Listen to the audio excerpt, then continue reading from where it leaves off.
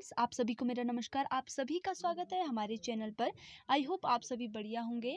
तो आज का वीडियो शुरू करते हैं। प्राचीन भारत का इतिहास में जो टॉपिक है हड़प्पा सभ्यता, सिंधु घाटी की सभ्यता। तो इस वीडियो पढ़ा था सिंधु सभ्यता के बारे में, और वीडियो के पार्ट 2 में हमने पढ़ा था इसके प्रमुख के बारे में, उनकी स्थिति और उनके परिचय के बारे में पढ़ा था। तो वीडियो के पार्ट 3 में हम पढ़ने वाले हैं हड़प्पा सभ्यता का उद्भव, यानी कि उसका विकास किस प्रकार से हुआ। ये सारी चीजें हम इस वीडियो में पढ़ने वाले हैं। तो चलिए शुरू करते हैं। सिंधु सभ्यता का उद्भव, यानी कि सिंधु सभ्यता का विकास किस प्रकार से हुआ।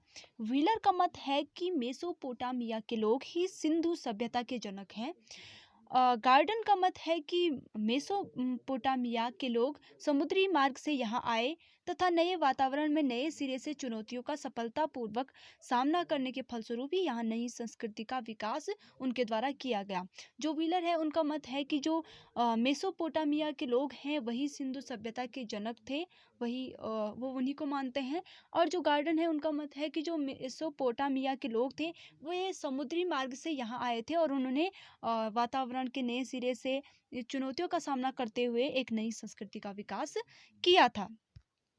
इसके आगे आता है फेयर सर्विस के अनुसार इस सभ्यता का उद्भव और विस्तार बलूची संस्कृतियों का सिंधु प्रदेश के आखेट पर निर्भर करने वाली किन्हीं वन्य और कृषक संस्कृतियों के पारस्परिक प्रभाव के फलस्वरूप हुआ है।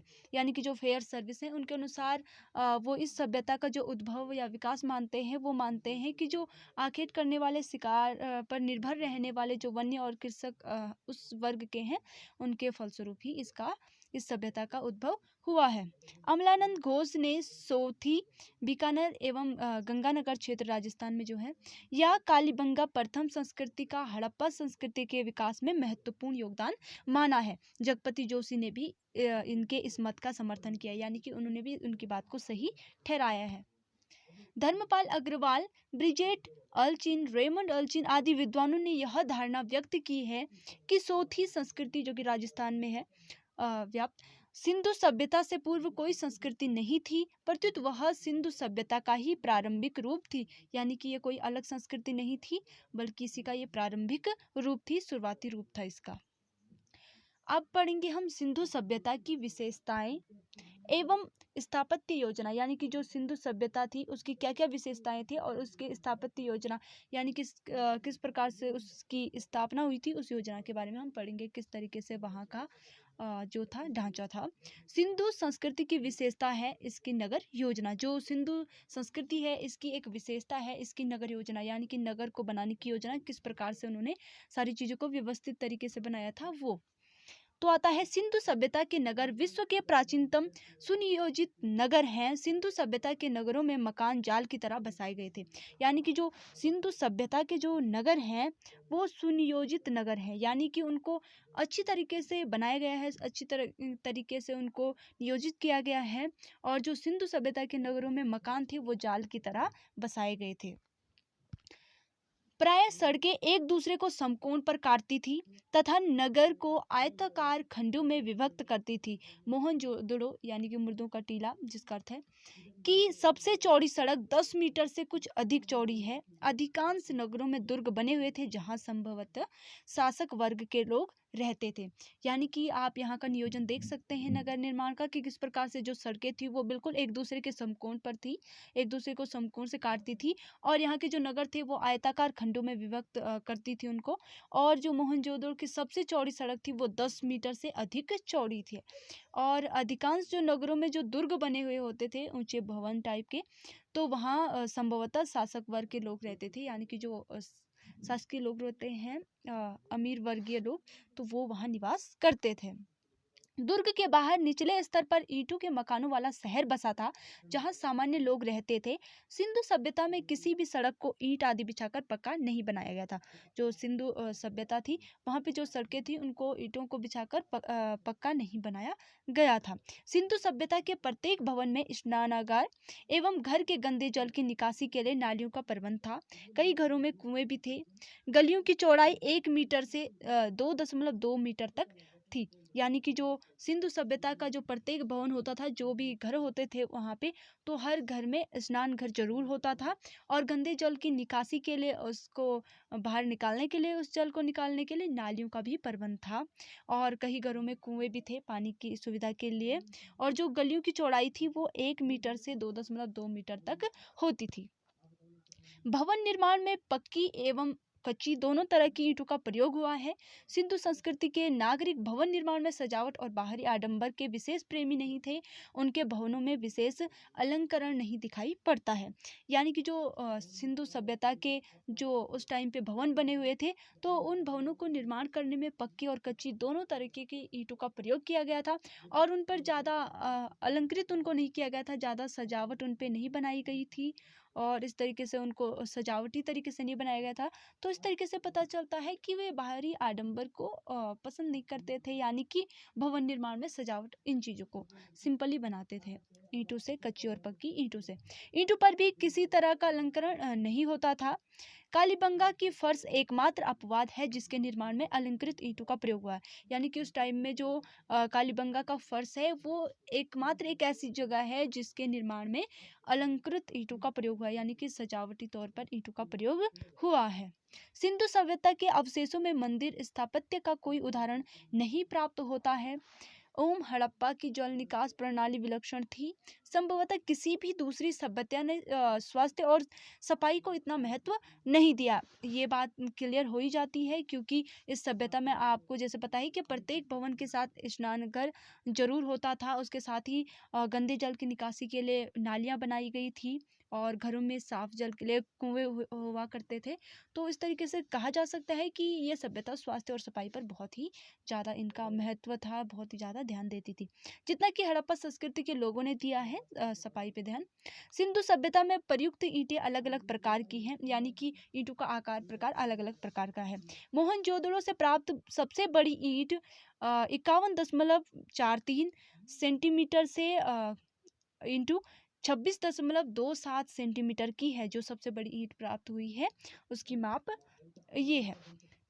कुछ ईंटें 35.83 centimetre into 18.41 centimetre into 26.27 centimetre की मिली है। इस प्रकार से अलग अलग माप की ईंटें मिली हैं और जो सबसे छोटी ईंट मिली है वो है 24.13 सेंटीमीटर गुणा 11.05 सेंटीमीटर गुणा 5.08 सेंटीमीटर की है। यानी कि उसकी माप ये है जो वहाँ सबसे छोटी ईंट मिली है। सामान्यतः व्यवहार में लाई गई ईंटें 27.94 centimetre into 13.97 centimetre into 6.35 centimetre की है। जो ज़्यादातर भवन निर्माण में जो ईंटें प्रयोग की गई हैं तो उनका माप ये वाला है ज़्यादा सटीक, जो कि अधिकतर भवन निर्माण में यूज की गई है। जुड़ाई के लिए सैंधव लोग मुख्यतः मिट्टी के गारे का प्रयोग करते थे। जुड़ाई के लिए जिप्सम के मिश्रण का भी प्रयोग हुआ है, परंतु अत्यंत कम, यानी कि बहुत ही कम पड़ा इसका प्रयोग हुआ है। और जुड़ाव जैसे कि ईंटों की दीवार को बनाते समय सीमेंट का यूज किया जाता है, तो उस टाइम पे मिट्टी के गारे का प्रयोग किया जाता था और कहीं कहीं पे जुड़ाई के लिए जिप्सम का भी प्रयोग किया जाता था, लेकिन ये बहुत ही कम प्रयोग में होता था। मोहनजोदड़ो की केवल एक ही इमारत जो कि विशाल स्नानागार में गिरि पुष्पक का प्रयोग हुआ है। नालियों की जुड़ाई में जिप्सम और चूने के मिश्रण का प्रयोग हुआ है। दीवारों के मध्य में दरवाजे न होकर एक किनारे पर होते थे, यानी कि जो दीवारें होती थी उनमें दरवाजे न होकर एक किनारे पर ही होते थे। लकड़ी के बने होने के कारण इनके अवशेष प्राप्त नहीं है, क्योंकि अगर लकड़ी के दरवाजे बने होंगे तो वो उस सभ्यता से, और अब जब तक उनकी खोज हुई तब तक तो वो चीज़ें नष्ट हो चुकी होंगी, क्योंकि वो लकड़ी की बनी हुई थी, तो इसलिए इसके अवशेष प्राप्त नहीं हुए या प्राप्य नहीं है। भवनों में खिड़कियों का निर्माण नहीं होता था, यानी कि जो भवन होते थे उनमें खिड़कियां नहीं बनती थी। इमारतों की छतें समतल थी, जो इमारतों की छतें थी वो समतल थी। भवनों में स्तंभों का प्रयोग होता था, परंतु अत्यंत कम, यानी कि कम ही होता था। वर्गाकार एवं चतुर्भुजाकार स्तंभों के अवशेष प्राप्त हुए हैं, वृत्ताकार स्तंभों का प्रयोग नहीं हुआ है। सिंधु सभ्यता के कुएं वृत्ताकार अथवा अंडाकार थे। जो सिंधु सभ्यता के कुएं थे उनका आकार होता था वृत्ताकार या अंडाकार, इस प्रकार के होते थे। अधिकांश कुएं 91 मीटर व्यास वाले थे, पर 61 मीटर वाले छोटे एवं 2 दशमलव 1-3 मीटर व्यास वाले कुएं भी वहाँ पे मिले हैं, यानी कि इस माप के अन्य कुएं भी वहाँ पे मिले हैं। अब देखते हैं विशेष कार्य की योजना निर्माण, यानी कि जो उनका कार्य करने का तरीका था और किस प्रकार से उन्होंने बनाया था, उस तरीके की योजना का निर्माण। हड़प्पा में नगर के 2 खंड हैं, पश्चिमी टीला गढ़ी। पश्चिमी टीले का कृत्रिम चबूतरे पर गया इस खंड में पाया गया है, यानी कि जो हड़प्पा है इसमें ये चीजें पाई गई हैं। आने वाले दिनों में मुख्य मार्ग उत्तर में था। उत्खनन में उत्तरी प्रवेश द्वार के संपर्क में आने के बीच एक अन्य भंडार, श्रमिक आवास और उत्तरी क्षेत्र के आंतरिक क्षेत्र में है। हड़प्पा में भंडार संख्या 12 जो कि 6-6 की 2 में है, यानी कि 12 है लेकिन वो 6-6 की 2 बारियों में बटे हुए हैं। इसके बाद आगे आता है मोहनजोदड़ो। तो मोहनजोदड़ो जो है वो 2 खंडों में यह खराब और पश्चिमी क्षेत्र में खराब हो गए थे। पश्चिमी कड़ी में कई महत्वपूर्ण स्थान थे, जैसे कि अनभंवर, पुरोहितवास, विशाल द्रव्यगार आदि। मोहनजोदड़ो का सबसे जो प्रमुख स्थल था वो था दुर्ग। विशाल क्षेत्र में इस विशाल अधिभार यह स्नानघर 11.88 मीटर के 7.01 मीटर का था, यानी कि इतना बड़ा था। मोहनजोदड़ो की सबसे बड़ा जो भवन था यहाँ का धान्य कोठार, जो कि 45.71 मीटर था और 15.23 मीटर इसकी लंबाई चौड़ाई थी। मोहनजोदड़ो के इकाइयाँ ईंटों से बनी होती थी, यानी कि जो मोहनजोदड़ो की जो इकाइयाँ हैं वो ईंटों से बने होते हैं। और आगे आता है चन्हुदड़ो। यहाँ मनके बनाने का एक कारखाना स्थापित हुआ था। जो चन्हुदड़ो है यहाँ पे मनके बनाने का एक कारखाना स्थापित किया गया था। लोथल की नगर निर्माण योजना और हेलो सामोनोदर के आधार पर लघु मोहनजोदड़ो कहा गया है, यानी कि जो थल है इसको लघु मोहनजोदड़ो कहा गया है या कहा गया था, ये इसका नाम दिया गया था।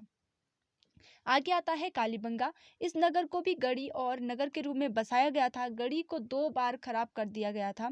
अनेक प्रकार के ऊंचे ऊंचे चबूतरों के शिखर पर मौजूद हैं, जैसे यज्ञ के हवन कुंड के रूप में प्राप्त हुआ है। ये सारी चीजें यहाँ से प्राप्त हुई हैं और इस तरीके से यहाँ का सारा जो था वो कार्य योजना थी। इस प्रकार से यहाँ के भवनों का निर्माण किया गया था। कुओं की नाप दी गई है, दीवारों पे किस तरीके के ईंटों का प्रयोग होता था, ये सारी चीजें इसमें बताई गई हैं। तो ये सारी चीज़ें हमने पढ़ी। तो अगले वीडियो में हम पढ़ेंगे उनकी कलात्मक गतिविधि के बारे में कि किस प्रकार से पाषाण से, धातुओं से, मूर्तियों से आदि इन चीज़ों का वहाँ पे कितना महत्व था, किस हिसाब से वो चीज़ें बनाई गई थी। तो उस चीज़ के बारे में हम वीडियो के अगले पार्ट में पढ़ेंगे। तो आप लोग को वीडियो पसंद आई होगी, तो आप लोग वीडियो को लाइक कीजिएगा, चैनल को सब्सक्राइब कीजिएगा। Thank you so much.